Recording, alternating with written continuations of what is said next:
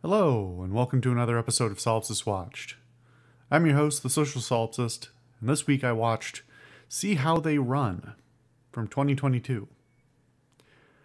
This is a film that was, as with many current releases, not really on my radar, but this one particularly stuck out as not being on my radar at all. It is right up my alley, though, and especially given my previous videos on various Poirot films and my appreciation for Agatha Christie in general. This is not written by Agatha Christie, but it is as far as I'm aware, original screenplay that is both paying homage to Christie and also, as its setting and major plot, delves directly into the production of The Mousetrap, which is a play that she wrote. And apparently, I'm aware of The Mousetrap, but I've never actually seen it. So this was not on my radar. It hooked me because, well, it was pointed out to me, and it hooked me because of the cast list.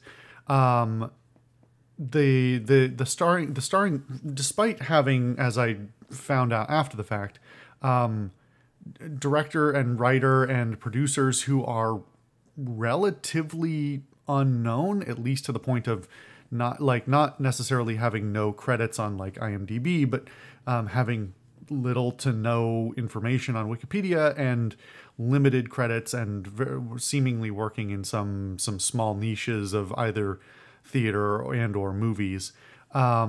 The cast list by comparison is quite fleshed out with a number of both long-term notable actors and some relatively newer faces who are also, I guess, I don't like the phrase, but I would say up-and-comers.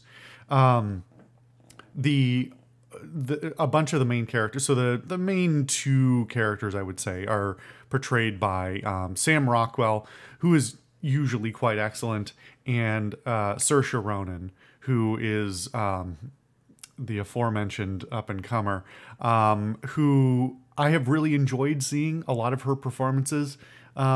She's just sort of a nice, fresh face with, quality acting chops. And to see somebody, she had a long run of very small performance or very small roles that I am only now finding out, like, as I go back to some films. I'm like, isn't that Saoirse Ronan? What year is this? So it's not like she's completely new to the scene, but like, especially in the last few years, being in a few indies, she's had some breakout. So Saoirse Ronan is probably the standout star of the show. She is excellent through the whole thing. I love her character. She's very entertaining. It's written well as well, but like her performance is incredibly charming, and it is a very, very charismatic character. Sam Rockwell, by comparison, is also putting on a good show, but is a little harder to appreciate. He's playing this sort of grizzled-ish, or as much as a British police inspector can be grizzled, that sort of like down on his luck, depressed version. And so obviously that's a little less compelling inherently. Generally speaking, his performance is also extremely good. I think the only thing that stands out for me is that with him being an American, the quality of his accent does waver. The quality and depth of his accent. When the accent is there, to my ear, it sounds perfectly serviceable. There's nothing wrong with it. However, it does sort of fade in and out. And I'm very aware that it's a hard thing to do. It's a hard thing to do an accent especially when you're trying to have dynamics in your voice. Doing an accent when you've got very hushed tones, or if you're shouting, can be hard, make it all the harder to maintain. And so, the thing is, it's Sam Rockwell. I sort of expect a little bit more there. Then again, this was relatively low budget, allegedly about $21 million. So, I mean, whether or not this was just a matter of we didn't have too many takes, or we didn't want to like extend production too long just to get it perfect or whatever, it's not distractingly the case. It's just I noticed it and keyed in on it specifically because I was like, that's Sam Rockwell. He's not British. What's his accent going to be like? And so I was already paying attention to it. It's fine. And the rest of his performance is quite good.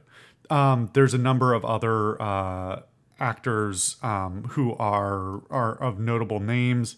Adrian Brody plays a minor character, David Oleowo, and like a few other folks, Ruth Wilson, and then like most of the minor characters are actually played by actors of some minor renown, and they're all doing a very good job. The cast overall is really excellent. This is set in London in the 50s, and I think that with a few, well, the most I hate to say it this way because it's like it's not something I want, it's just something of note. There are definitely some like time inconsistencies in terms of like there some anachronistic elements, and I think that's just sort of to be expected. I think some of the social interactions and the play between men and women and people of different races is glossed over in a way that doesn't make it feel fully authentic, but that's not an authenticity I necessarily want either. I'm very happy to see a relatively diverse cast, and a lot of variety in who's on screen and how they're behaving, and like a modern. It's interesting to see how different directors and writers integrate modern attitudes into historical fiction. And I think this actually is a very good example of how to do it well. I really appreciate it a lot. As far as the production overall goes, obviously like the sets and the costumes and all this, I think works perfectly well with some anachronism that doesn't really bother me. What is of particular note, and I'm going to have to look into this further, this is directed by someone named Tom George, and with cinematography by Jamie D. Ramsey, neither of whom I have heard anything about. The director doesn't have a Wikipedia page at all. The cinematographer barely has an entry. But what's really fascinating is how much this looks to me like a Wes Anderson film. And as I've previously expressed, I'm a big fan of Wes Anderson's production style. He's got a very distinctive shooting style and visual aesthetics. And while this is not as much of a standout in terms of like really crazy like art of the screen, there are more than a few elements of the production that look very much like Wes Anderson. Admittedly, there's also some like, I'm going to use the phrase I was going to say and say cross-contamination of the people who are starring in the film as well. There's a couple of people in here that are also in more than a few Wes Anderson films, so that also helps. That may have been deliberate. Like I said, it's not as it doesn't stand out quite as much as your usual Wes Anderson film, but there's a lot of cinematic influences that they take from him that are apparent without being glaring. It doesn't look like somebody trying to ape his style. It looks like somebody who is appreciative of his style and integrate some elements of it while taking some of their own influences as well. There's enough experimentation of its own that I think I would be hesitant to call it anything other than appreciative. But there's some really nice there's some long shots, there's some overhead shots, there's some long dolly moves, and some some rack focuses that all are very reminiscent of Wes Anderson's production style. Some of the sets and how things are lit and colored and painted are also very Wes Anderson-esque in terms of a little bit absurd, a little bit over the top, in order to make the visuals pop, but not in a way that is overwhelming or seems too unreal. It sort of balances that fine line between true realism and accuracy versus a little bit more of that Wes Anderson fantasy visual kind of thing. I apologize. I don't want to take away from the directors, the production staff's own artistry, but I think it's undeniable that there are some parallels here. So obviously since they've done that in a way that I don't dislike, it does make me like the film's production a little bit more, and especially because this is a mystery whodunit kind of thing. This is easily the kind of thing, especially in current year, where this could easily be excessively gritty, excessively dark and shadowy. As I mentioned before in my previous videos about the Murder on the Orient Express remake and the what's the other one? The Death on the Nile remake. Those are just horrible. They're horrible to look at. They just look ugly pretty much all the time. And this another thing in that vein, in the Agatha Christie vein, and the murder mystery revival cinema thing, could easily go that direction. I really love the production of this. I think they balance between the real, or they balance tones as well as visuals. So not only does it manage to keep a light-ish tone during what is very obviously a whodunit murder mystery with murder on screen, but they also manage to avoid they also balance the visuals of that as well. They're able to shoot somebody being killed in a lighter style that is more about the artistry of the production than trying to overwhelm the screen with darkness and sinisterness and have this distracted. They don't have a distracting musical score or anything like that trying to hammer home to you how you're supposed to feel about this.